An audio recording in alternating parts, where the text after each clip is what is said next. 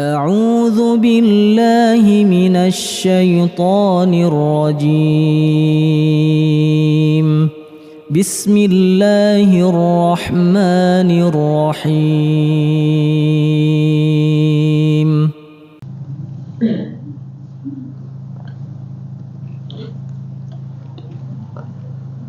Bismillah. Assalamualaikum warahmatullahi wabarakatuh. Alhamdulillah alladzi bi ni'matihi tatimmus shalihat. Wassalatu wassalamu ala Rasulillah wa ala alihi wa ashabihi wa man walah. Wala haula wala quwwata illa billah.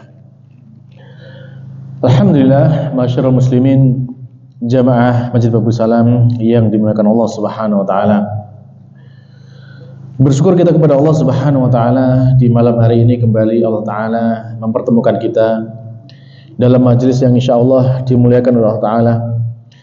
Yang mana dalam majelis ini insyaallah kita akan bersama-sama belajar memahami dari firman Allah Subhanahu wa taala, dari apa yang Allah turunkan kepada kita dalam kitab sucinya. Dan insyaallah kita akan melanjutkan pembahasan kita dari kitab tafsir Juz Ammah. Dan kemudian para jamaah sekalian yang dimuliakan Allah Ta'ala, kita juga berharap kepada Allah Ta'ala agar Allah senantiasa melimpahkan salawat dan salamnya kepada junjungan kita baginda Nabi Muhammad SAW, yang beliau begitu tulus menyayangi kita, begitu tulus mengharapkan kebaikan untuk kita. Dan tentunya kita pun juga demikian, kita membalas cinta beliau dengan sebaik-baik balasan, yaitu dengan mengikuti apa yang menjadi syariatnya beliau sallallahu alaihi wasallam. Baiklah para jemaah, insyaallah kita malam ini melanjutkan masih dari surat Al-Fajr.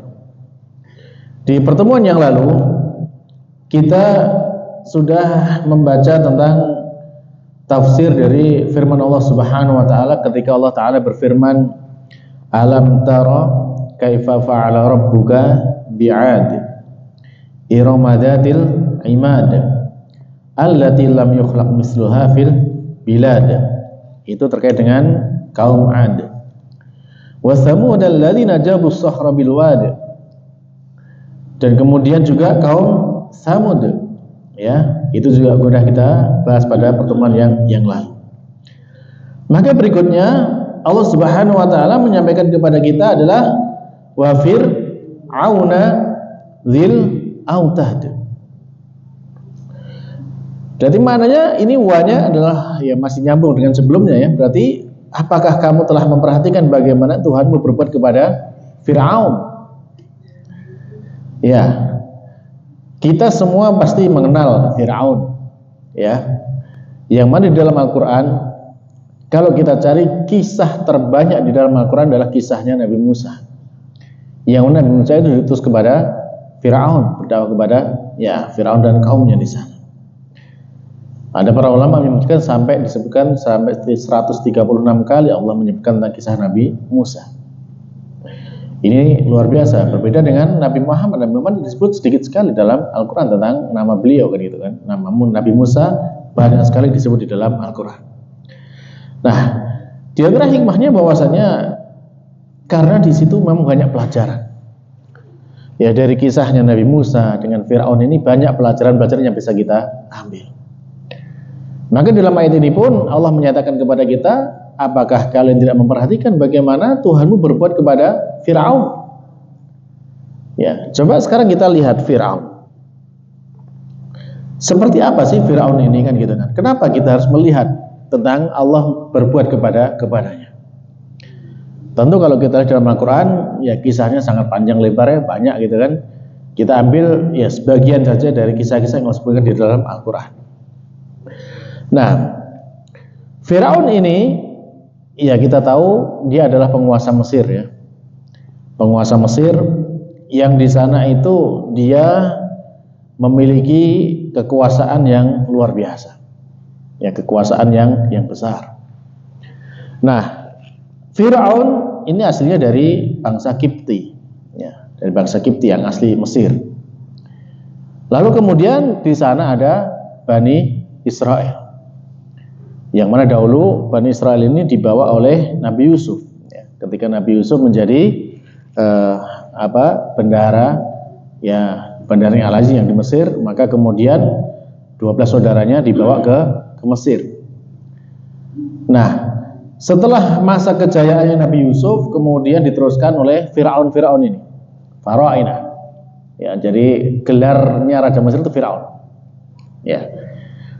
Lalu sampailah kepada ya kejayaan yang luar biasa. Mereka memiliki kemajuan yang luar biasa, bisa membangun ya seperti sekarang bisa kita lihat ya, piramida, Sphinx dan sebagainya, itu peninggalan-peninggalan Fir'aun kan gitu.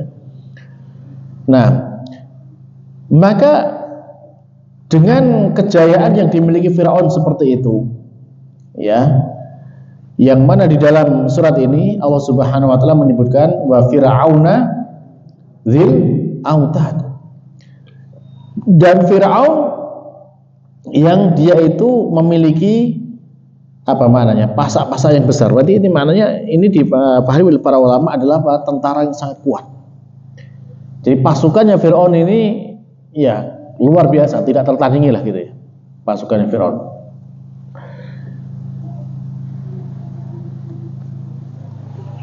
Nah, lalu ketika Fir'aun dengan segala kekuasaannya seperti itu, kira-kira para jamaah, semakin seorang itu berkuasa dengan kekuasaan yang tidak tertandingi, itu kira-kira dia akan semakin bijak, semakin baik, semakin adil, ataukah sebaliknya semakin diktator, semakin kejam, semakin dolim gitu kira-kira. Ya, karena untuk melanggengkan kekuasaannya biasanya dia akan bertindak diktator, arogan, ya.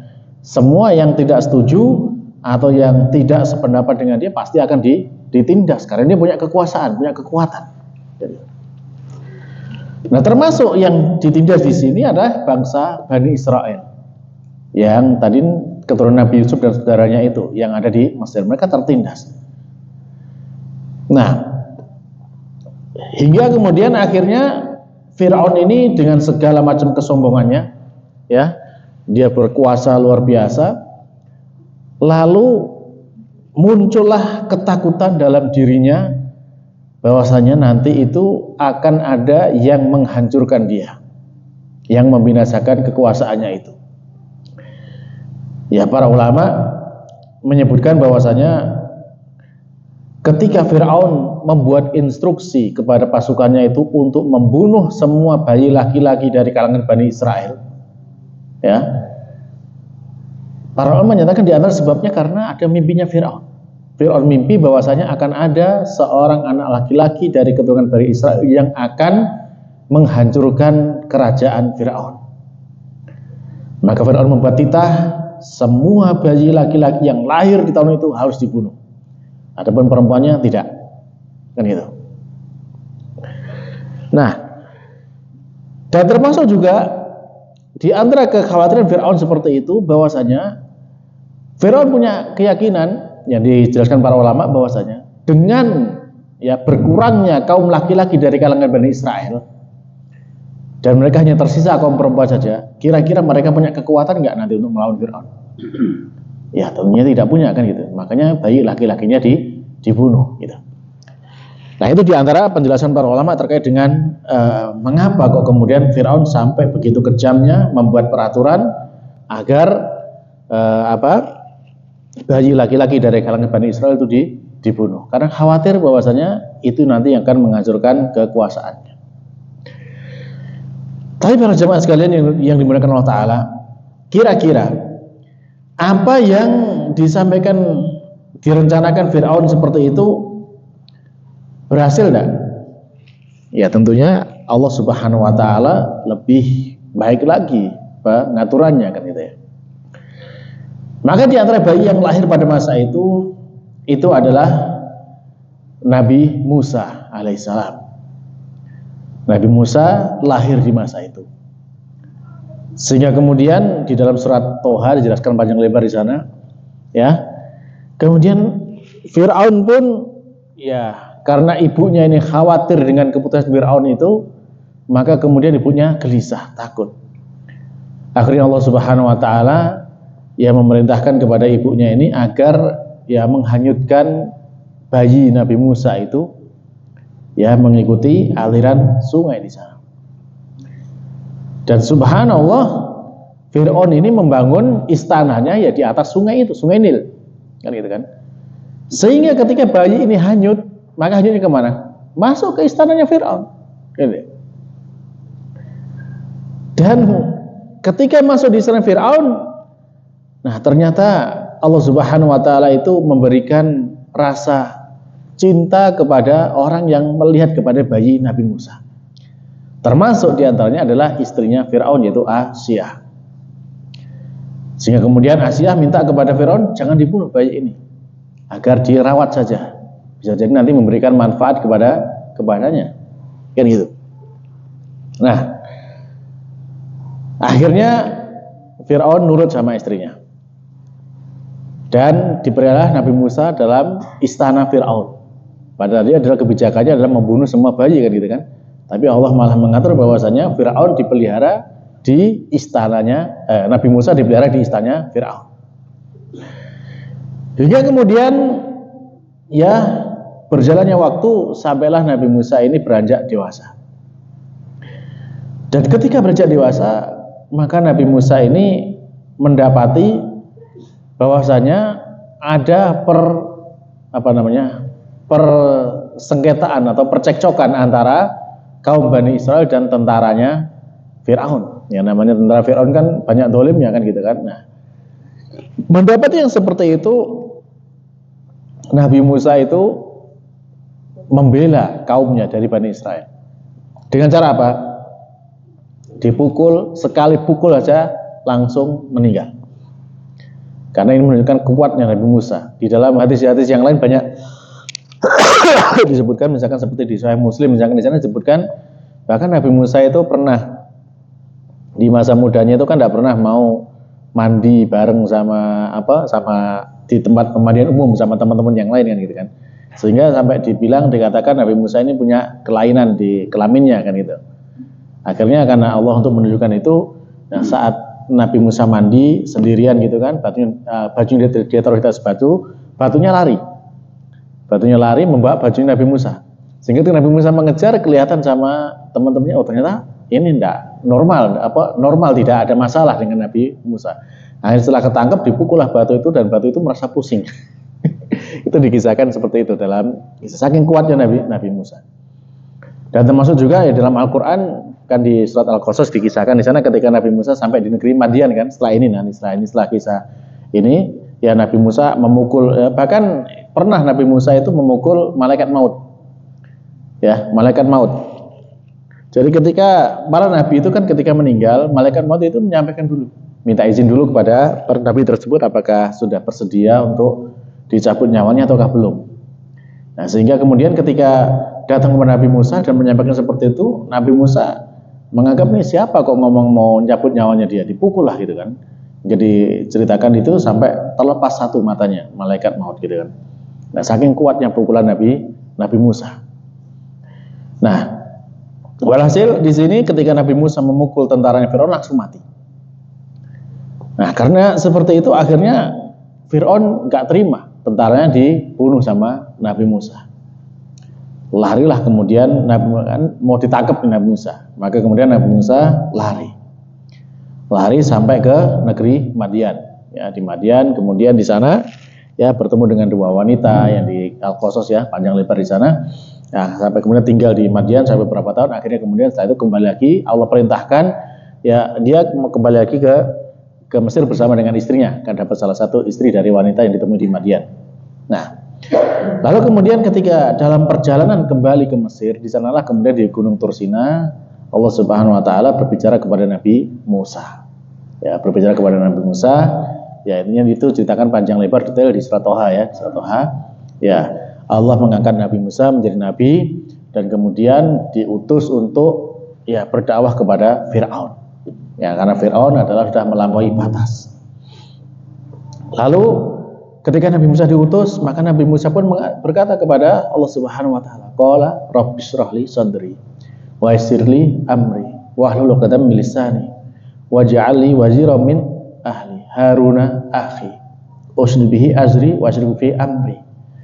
Ya, maknanya bahwasanya di antaranya ketika Nabi Musa diutus itu Nabi Musa minta diberikan kelapangan dada, diberikan kemudahan lisan untuk bisa berbicara kepada Fir'aun, dan kemudian Nabi Musa minta nah ini luar biasanya, Nabi Musa minta agar kakaknya yaitu Harun ya diangkat juga sebagai nabi, karena Harun ini lebih fasih dalam bicara ya kepada orang lain daripada Nabi Musa. Ya, diriwayatkan di sana ada sebagian kisah disebutkan Nabi Musa ini ketika memang cedal gitu ya, kurang lancar dalam berbicara gitu kan. Nah, sehingga Fir'aun pun ketika mengejek Nabi Musa pun dengan demikian juga am ana khairum min hadzal ladzi huwa mahinun wala yakadu yubin kan gitu. Jadi Fir'aun sampai mengejek, nggak bisa jelaskan ini, ngomongnya nggak jelas gitu kepada Nabi Musa. Maka Nabi Musa minta agar Allah mengangkat Harun kakaknya sebagai nabi juga.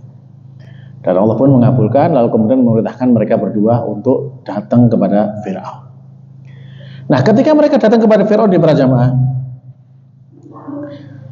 ya Allah Subhanahu Wa Taala menjelaskan di dalam surat ini, surat Al-Fajr, wa Fir'auna dzil autad. Ya, Fir'aun yang memiliki bala tentara yang kuat.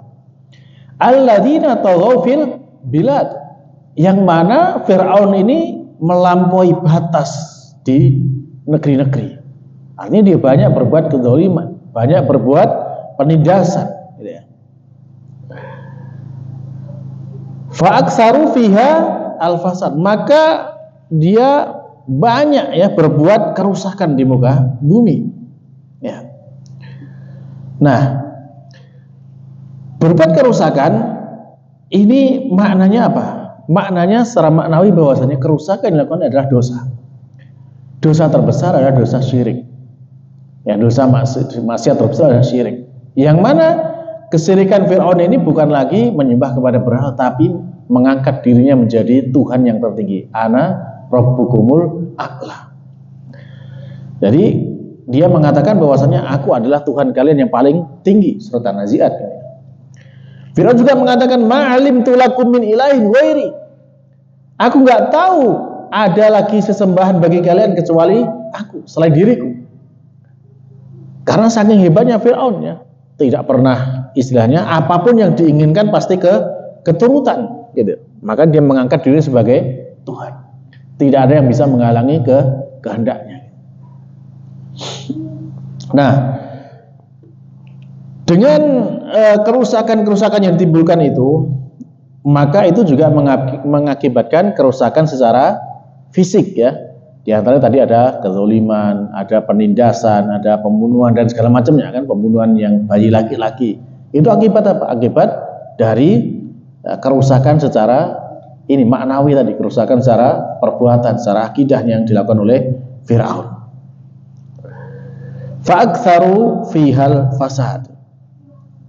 Nah, maka ketika Allah Subhanahu wa taala mengutus Nabi Musa dan Nabi Harun kepada Fir'aun, ya, maka di sana kemudian apa yang terjadi? Terjadilah ya dakwah yang disampaikan Nabi Musa dan Nabi Harun kepada Fir'aun.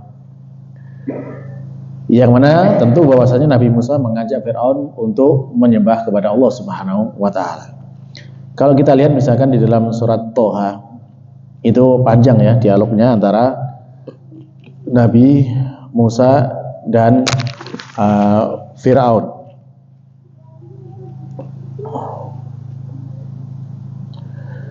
Kisahnya di surat Toha itu bisa dimulai dari ayat berapa ya?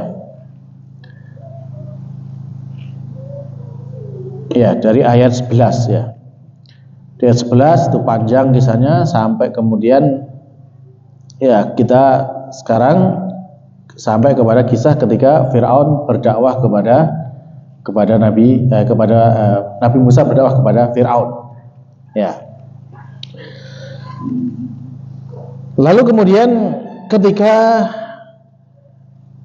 Nabi Musa datang kepada Fir'aun, Allah memerintahkan kepadanya adalah faqula lahu qaulan layyina.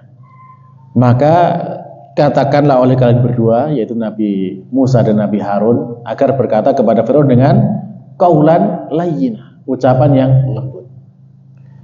Nah, di sini luar biasa para jemaah. Coba kita lihat tadi Firaun dengan segala macam kemaksiatan dan dosa yang dia lakukan, bahkan dia mengaku Tuhan yang paling tinggi. Dakwahnya bagaimana? Apakah langsung dengan dakwah kekerasan? Tidak, tapi dengan qaulan layyina, dengan ucapan yang lembut. Nah, inilah yang kemudian Allah perintahkan kepada Nabi Musa. Nah, tentunya kalau kita kemudian sekarang mau berdakwah kepada orang lain, ya, kepada keluarga kita atau kepada anak-anak kita ataupun kepada tetangga ataupun yang lainnya, apakah mereka lebih jahat daripada Firaun? Tentu tidak, kan, itu kan. Terus pertanyaan, apakah kita lebih baik daripada Nabi Musa?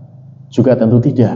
Maka tentunya sudah lebih layak bagi kita ketika kita mengingatkan itu dengan ucapan yang lembut, qaulan layyina. Ya. Jadi inilah Allah menyatakan kepada Nabi Musa dan Nabi Harun agar menyampaikan dengan ucapan yang lembut kepada Firaun.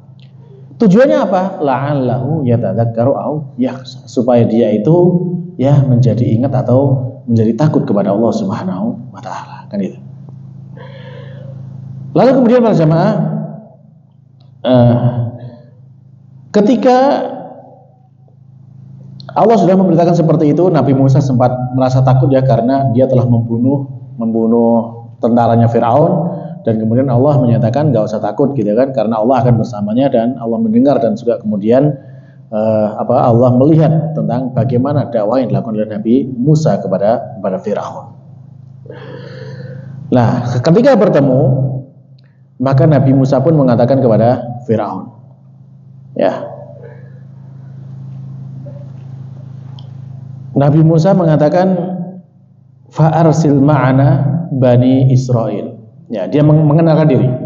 Inna rasula rabbika fa'arsil ma'ana bani Israel. Sungguhnya kami berdua ini adalah utusan Tuhanmu. Jadi Nabi Musa dan Nabi Harun adalah utusan dari Tuhannya Firaun.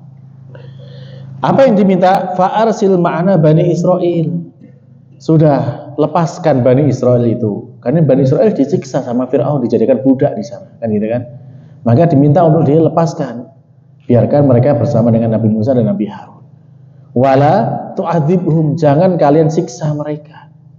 Ini permintaan Nabi Musa kepada Firaun. Lalu dia mengatakan qad ji'naka bi ayatin min rabbik. Sungguh kami telah datang kepadamu dengan tanda bukti kekuasaan dari Tuhanmu. Wassalamu ala man ittaba'al huda, dan keselamatan bagi orang yang mau mengikuti petunjuk. Inna qad uhiya ilaina annal 'adzaba 'ala man kadzdzaba wa tawalla. Lalu kemudian Nabi Musa menjelaskan bahwasanya sesungguhnya telah diwahyukan kepada kami bahwasanya azab itu akan ditimpakan kepada orang yang mendustakan dan orang yang berpaling. Artinya tidak mau menerima ajaran yang disampaikan oleh Nabi. Maka Fir'aun pun mengatakan, qala faman rabbukuma ya Musa. Fir'aun menjawab, siapa Tuhanmu itu wahai Musa? Kenapa demikian? Karena tadi dia mengatakan dia adalah Tuhan yang tertinggi. Kok kemudian Nabi Musa mengatakan ada Tuhan lagi?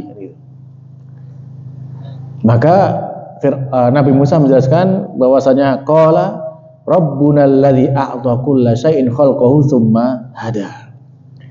Tuhan kami itu, Tuhan kita itu adalah Tuhan yang telah memberikan segala sesuatu itu dalam bentuk penciptaannya. Lalu kemudian dia yang memberikan petunjuk kepada semua makhluk itu. Jadi segala sesuatu itu yang menciptakan Tuhan. Nah, kalau seperti itu kan Firaun nggak bisa kan menciptakan. Nah, maka ini ciptaannya Tuhan kita, yaitu Allah Subhanahu wa taala. Maka Firaun pun tidak percaya begitu saja. Firaun mengatakan qala fama balul qurunil ula. Firaun mengatakan bahwasanya terus bagaimana keadaan umat-umat yang terdahulu? Kan sebelum Firaun kan ada lagi generasi sebelumnya kan? Ditanyakan kepada Nabi Musa. Maka Nabi Musa mengatakan qala ilmuha inda rabbi fi kitab. Ya, hal tentang itu atau ilmu tentang itu ada di sisi Tuhanku, telah tertulis dalam kitab. La yadillu rabbi wala yansa. Tuhan kami tidak akan pernah salah dan tidak akan pernah lupa. Jadi urusan umat terdahulu sudah diurus sama Allah Subhanahu wa taala. Mereka semua sudah akan mendapatkan sesuai dengan apa yang mereka lakukan. Lalu Nabi Musa menjelaskan tentang bagaimana Allah Subhanahu wa taala itu telah memberikan nikmat, yang mana Allah taala itu dialah yang menjadikan bumi ini sebagai hamparan, ya. Kemudian di sana ada jalan-jalan yang bisa dilewati. Lalu Allah menurunkan air dari langit, gitu, air hujan dari langit. Allah tumbuhkan dengan air hujan itu berbagai macam jenis tumbuh-tumbuhan yang bermacam-macam. Itu Nabi Musa jelaskan kepada Firaun. Ya, karena memang Firaun ya tidak mau percaya kan gitu kan. Nah, maka kemudian di sana dari apa yang dihasilkan seperti itu, maka kemudian mereka bisa makan, ya. Kemudian binatang ternaknya juga bisa digembalakan, ya, dengan berbagai macam tumbuh-tumbuhan yang ada di sana. Maka itulah tanda-tanda kekuasaan Allah bagi orang-orang yang berakal. Nah, setelah mendapatkan penjelasan tentang Allah Subhanahu wa taala seperti ini, kira-kira bagaimana Firaun?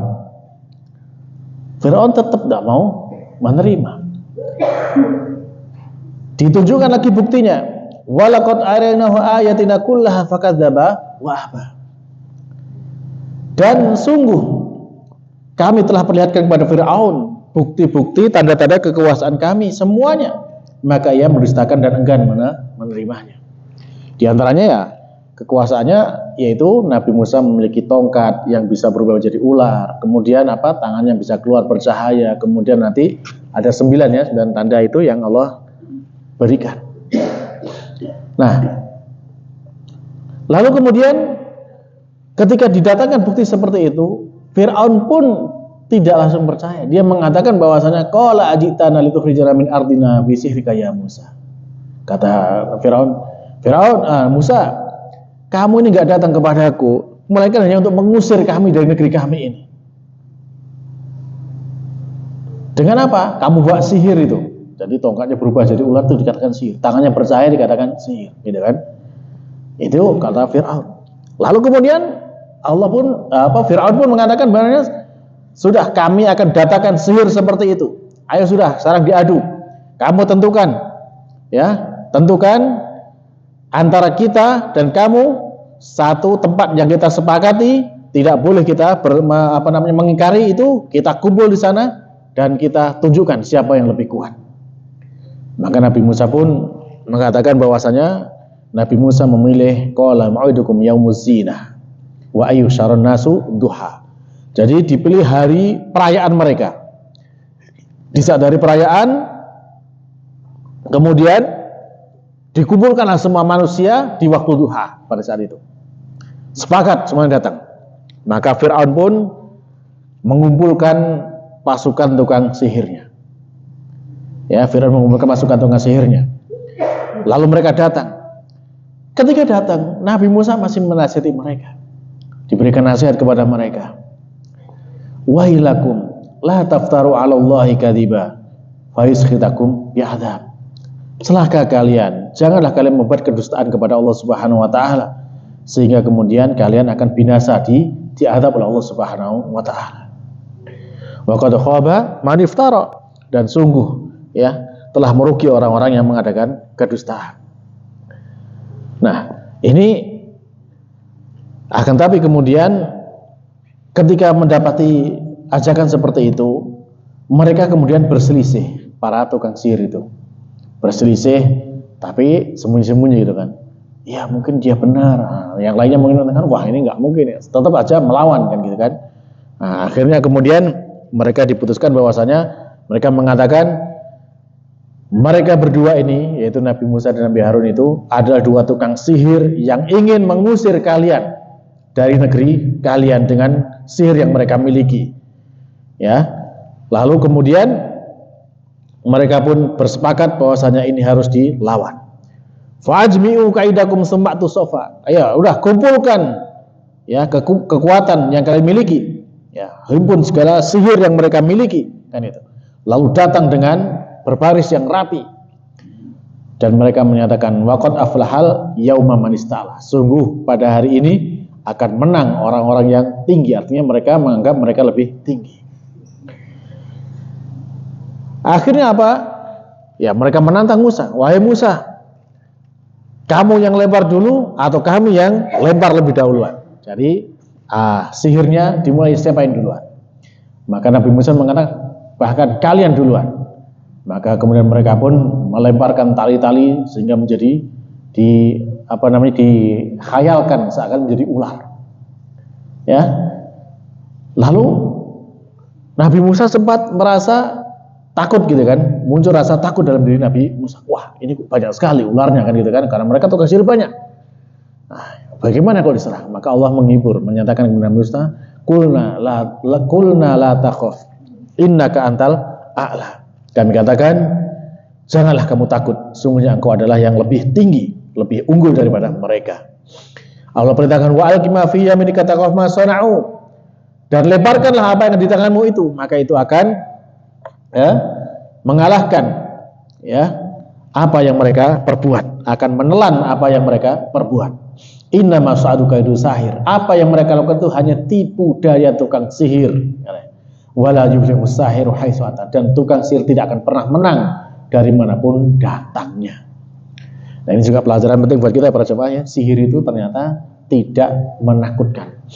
Ya, kalau di dalam ayat yang lain, misalkan di dalam Al-Baqarah kan dijelaskan di sana bahwasanya sihir itu tidak bisa memberikan madharat, ya tidak bisa memberikan manfaat kecuali atas izinnya Allah Subhanahu wa taala.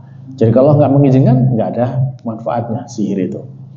Maka di sini kalau kita memiliki istilahnya perlindungan diri yang baik, ya baik itu zikir-zikir, zikir pagi, zikir petang, atau juga amalan-amalan yang kita memohon perlindungan kepada Allah Taala, maka insya Allah kita akan terlindung dari sihir. Baik. Jadi itulah bahwasanya sihir tidak akan pernah menang dari manapun datangnya. Maka ketika terjadi yang seperti itu, akhirnya apa? Akhirnya fa'ulqiyas saharatu sujada. Maka sebagian dari tukang sihir itu, ya mereka bersungkur sujud ya. Para tukang sihir akhirnya mereka tersungkur dengan bersujud. Mereka mengakui tentang kehebatan mukjizat Nabi Musa. Para tukang sihir pun mengatakan bahwasanya amanna bi rabbi Haruna wa Musa. Kami beriman kepada Tuhannya Harun dan Tuhannya Musa. Maka mendapati seperti ini, Fir'aun pun marah. Fir'aun sebagai pembesarnya tukang sihir, dia marah karena pasukannya beriman kepada Nabi Musa. Fir'aun marah, qala amantum lahu qabla an adana lakum innahu lakabirukumul ladzi 'allamakumus sihr. Apakah kamu telah beriman kepada Musa sebelum aku berikan izin kepada kalian? Sesungguhnya ia adalah pemimpinmu yang mengajarkan sihir kepadamu sekalian. Maka Fir'aun pun mengancam, fala uqati'anna aydiyakum wa arjulakum min khilaf wa la usallibannakum fi julu'in nakhli wa ta'lamunna ayyuna ashaddu 'adzaban wa abqa. Maka sungguh aku akan memotong tangan dan kaki kamu sekalian dengan bersilang. Jadi kalau misalkan kaki kanan dengan tangan kanan dengan kaki kiri dipotong, atau tangan kiri dengan kaki kanan dipotong. Lalu kemudian wala usallibannakum, dan aku akan menyalib kalian fi judu'in nakhl, di pangkal pohon kurma. Wala ta'lamunna ayyuna ashaddu 'adzaban wa abqa, dan kalian akan benar-benar mengetahui siapakah di antara kita yang lebih pedih dan lebih kekal siksaannya. Ini ancaman Fir'aun. Ya, Fir'aun yang dulunya begitu berkuasa, begitu luar biasa, mengancam pasukannya yang membelot, gitu ya. Kira-kira diancam seperti ini gimana para jamaah pasukannya? Apakah kemudian takut kepada Fir'aun? Nah, inilah kalau iman itu sudah masuk ke dalam dada, ya ke dalam hati seseorang, maka dengan ancaman seperti apapun itu tidak akan menjadikan mereka itu belok, gitu ya. Maka pun mereka mengatakan bahwasanya qalu lan nu'siraka 'ala ma ja'ana minal bayyinati walladzi fatarana. Ya. Maka mereka pun mengatakan bahwasanya sekali-kali kami tidak akan mengutamakan kamu daripada bukti-bukti yang nyata, itu mukjizat yang telah mereka saksikan. Faqdi ma anta qad. Ya, putuskanlah apa yang akan kamu putuskan. Innama taqdi hadhil hayatad dunya. Kamu hanya bisa memutuskan perkara di dunia ini saja. Sementara di akhirat, ya tentu Fir'aun tidak bisa apa-apa. Tapi singkat cerita para jemaah, ya, maka kemudian setelah ini masih banyak ya kisahnya, lanjutannya, yang diantaranya ketika itu kemudian mereka ya para tukang sihir ini mengikuti Nabi Musa, dan kemudian ya mereka tidak mau lagi mengikuti Fir'aun. Lalu kemudian Fir'aun ditimpa dengan kekeringan yang dahsyat, yang paceklik yang luar biasa, hingga kemudian di sana itu ya dia minta ya dengan segala macam pasukannya untuk bisa mendatangkan hujan, tidak ada yang berhasil. Akhirnya kemudian minta kepada Nabi Musa, kalau memang kamu benar, gitu kan, dibuktikanlah bahwasanya. Kemudian Nabi Musa berdoa, turunlah hujan. Apakah beriman? Tidak, gitu kan. Akhirnya kemudian ya banyak diantaranya kemudian di sana turun belalang yang sangat banyak, kemudian juga turun kutu segala macam itu yang menjadi musibah bagi mereka. Dengan segala macam itu tetap saja tidak menjadikan, ya kan setiap kali datang ini ya datang bencana, mereka mengatasi nggak bisa, minta kepada Nabi Musa kalau misalkan iya dia akan beriman kan gitu kan. Pada kenyataannya tetap saja nggak mau beriman, sampai akhirnya kemudian ya sudah pada puncaknya mereka memutuskan bahwasanya akan membunuh Nabi Musa dan para pengikutnya. Akhirnya Nabi Musa dan para pengikutnya pun lari, dan ketika mereka lari mereka sampai kepada Laut Merah. Dan ketika sampai di Laut Merah, di sana pun kemudian ya namanya kepentok gitu ya. Jadi maju laut, mundur ketangkep Fir'aun. Lalu saat itulah kemudian Allah memerintahkan agar Nabi Musa memukul laut itu dengan tongkatnya, maka jadilah laut itu terbelah menjadi seperti dua buah gunung, dan kemudian di tengahnya ada jalan, dan Nabi Musa dan para pengikutnya melewati jalan itu dan kemudian diikuti oleh Fir'aun. Ya, ketika Fir'aun mengikuti, maka fa'atba'ahum Fir'aunu bijunudihi faghashiyahum minal yammi ma ghasyiyahum. Lalu kemudian Fir'aun mengikuti mereka dengan para tentaranya, lalu Allah Subhanahu wa taala menenggelamkan mereka di laut ya, dengan apa yang membuat mereka tenggelam. Nah dari sini para jamaah sekalian Allah Subhanahu wa taala, inilah Fir'aun yang di akhirnya seperti itu. Kenapa Fir'aun kemudian ditenggelamkan oleh Allah Subhanahu wa taala? Artinya dihukum, dibinasakan dengan ditenggelamkan oleh Allah Subhanahu wa taala. Kenapa para jamaah? Ya, di dalam surah Yusuf di sana dijelaskan oleh Allah taala bahwasanya Fir'aun ini ketika menyombongkan diri di hadapan Nabi Musa ketika Nabi Musa berdakwah itu, Fir'aun itu sombong kan gitu ya. Dia mengatakan bahwasanya ana khairum min hadzal ladzi huwa mahinun wa la yakadu yubin. Terus kemudian dia mengatakan juga bahwasanya alaisa li mulku Misra wa hadhil anharu tajri min tahti. Bukankah saya ini memiliki kerajaan Mesir? Ya, Mesir ini adalah kerajaanku. Dan sungai ini bisa mengalir di bawah kekuasaanku. Artinya apa? Dia bisa menundukkan, ya bisa membangun istana di atas Sungai Nil kan gitu. Luar biasa kan itu. Sungai Nil itu besar Pak Jemaah. Dan dia punya istana di sana gitu, di atasnya Sungai Nil. Dan dia menyombongkan diri bisa membangun istana di atasnya sungai. Maka karena dia sombong dengan menyombongi air, maka kemudian Allah membinasakan dengan air pula. Artinya apa? Dia ditenggelamkan di Laut Merah. Dan subhanallah, ketika Allah tenggelamkan di Laut Merah seperti ini, ternyata dia nggak dihanyutkan gitu ya. Setelah tenggelam mati, ya. Lalu kemudian Allah lemparkan ke darat. Tujuannya untuk jadi pelajaran. Sampai sekarang jasadnya masih ada. Kan itu. Ya, sebagai pelajaran bagi kita, dan memang benar diteliti, memang benar bahwasanya matinya ini karena kemasukan garam ya, ya kan air laut kan asin gitu. Nah, itulah bahwasanya kekuasaan Allah Subhanahu wa taala yang menunjukkan kepada kita Fir'aun yang begitu luar biasanya itu pun juga bisa binasa. Ya. Karena apa? Karena tidak mau mengikuti ya ajarannya Allah Subhanahu wa taala. Nah, kita kembali kepada pembahasan kita di dalam surat Al-Fajr. Ya.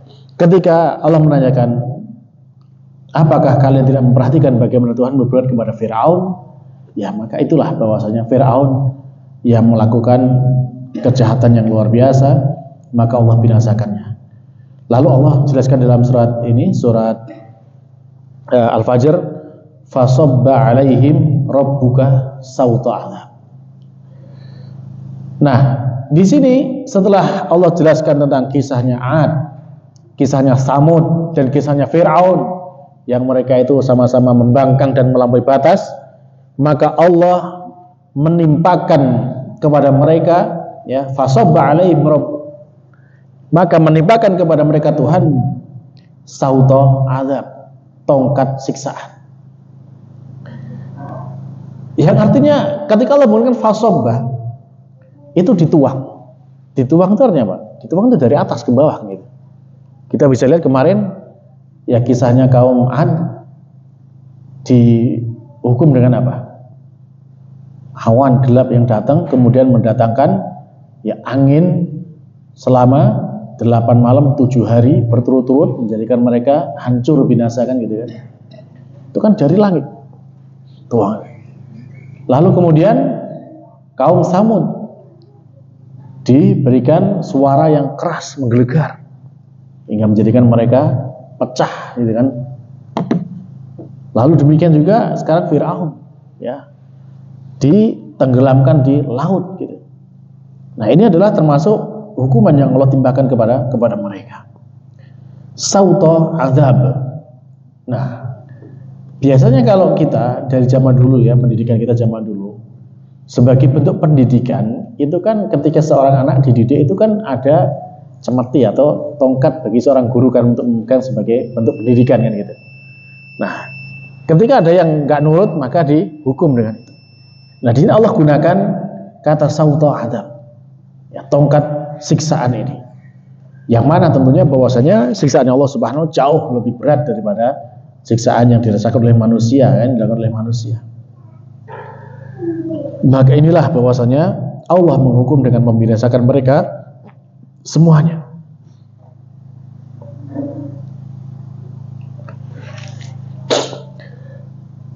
Baik.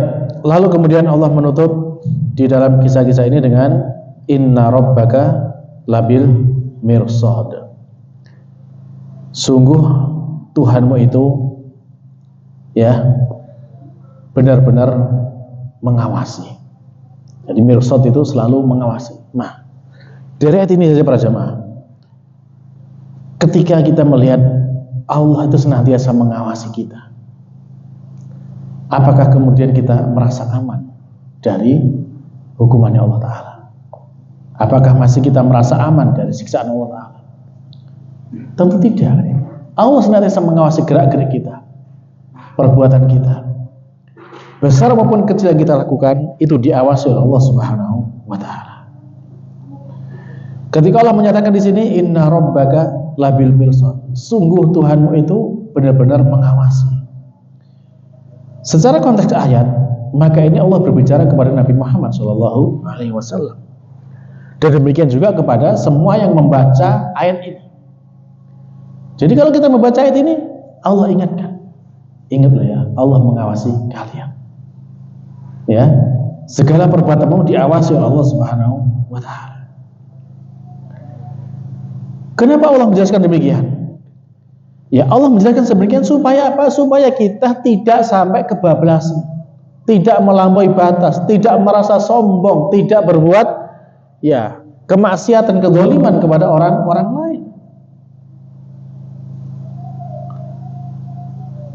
Kenapa? Kalau memang seperti itu masih ada orang-orang yang berbuat melampaui batas, berbuat kezaliman, berbuat maksiat, maka ingat Allah yang mengawasi pasti akan memberikan hukuman. Allah akan membalas hukumannya tersebut. Dan tentunya ketika Allah Subhanahu wa taala ya mengingatkan kita seperti ini, Allah juga banyak mengingatkan kita kepada kisah-kisah kaum yang terdahulu. Misalkan awal afalam yasiru fil ardi fayanzuru kaifa kana aqibatul ladzina min qablihim dammarallahu alaihim walil kafirina amsaluha. Jadi apakah kalian itu enggak pernah berjalan di muka bumi ini? Ya. Lalu kalian lihat bagaimana akibat dari perbuatan orang-orang yang mereka itu sebelum kalian, Allah binasakan mereka. Ketika apa? Ketika mereka itu berbuat ya bangkang, tidak mau beriman kepada Allah Subhanahu wa taala. Walil kafirina amsal, dan orang kafir pun akan mendapatkan yang sama seperti itu. Maka pertanyaannya, apakah kalian juga ingin mendapatkan hukuman seperti mereka? Ya kalau tidak, ya jangan ikuti perilaku mereka. Perilaku mereka yang membangkang jangan diikuti, perilaku mereka yang maksiat jangan diikuti. Karena kemudian kalau kita ya bisa menjaga diri kita, maka insya Allah di sana ada banyak kebaikan yang Allah sediakan kepada kita. Akan tapi kalau justru na'udzubillah ada di antara kita yang justru memilih mengikuti jalannya orang-orang yang telah Allah binasakan, ya nanti hukumannya akan sama seperti mereka. Na'udzubillah. Ya mungkin sebagai sedikit pengingat dan pelajaran saja ya, barangkali para jamaah. Kan kita beberapa hari kan juga melihat ya ada sebuah kejadian ya yang cukup memilukan kan gitu ya. Ketika di sana ada sebuah tempat hiburan malam yang tiba-tiba terbakar. Ya, tahu kan beritanya ya? Nah kan kita lihat bagaimana di dalam video itu kan, alhamdulillah kan mereka berteriak-teriak kepanasan seperti itu, minta tolong, panas luar biasa. Padahal baru api dunia kan gitu kan. Nah, alhamdulillah minjali kan gitu. Jadi itu baru, ya makanya ya kalau memang istilahnya nasihat dengan lisan itu tidak cukup gitu kan. Terkadang perlu seperti itu sebagai pengingat bagi yang lain kan gitu. Ya, kita tidak memvonis bahwasanya mereka yang terbakar di sana itu sebagai ahli neraka, ya tidak, wallahu alam, itu terserah Allah Subhanahu wa taala kan gitu ya. Tapi yang jelas pelajaran bagi kita, ya apakah harus menunggu seperti itu baru kita bertaubat kepada Allah taala? Tentu tidak ya. Kalau memang ada maksiat yang masih kita lakukan, segera berhenti, segera bertobat, jangan menunggu datangnya azab dari Allah Subhanahu wa taala. Karena azab Allah bisa datang kapan saja. Baiklah para jemaah, mungkin demikian dulu yang bisa kita sampaikan pada kesempatan malam hari ini. Semoga Allah Ta'ala yang menambah keimanan kita, menjadikan kita semakin taat kepadanya, dan kita diberikan kemudahan untuk istiqomah di jalannya hingga kita mendapatkan husnul khotimah dan menjadi ahli jannah insyaallah. Amin. Kita cukupkan. Subhanakallahumma rabbana wa bihamdika asyhadu an la ilaha illa anta astaghfiruka wa atubu ilaik. Wassalamualaikum warahmatullahi wabarakatuh.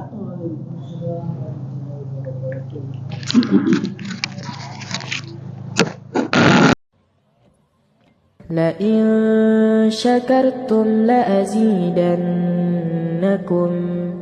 ولئن كفرتم إن عذابي لشديد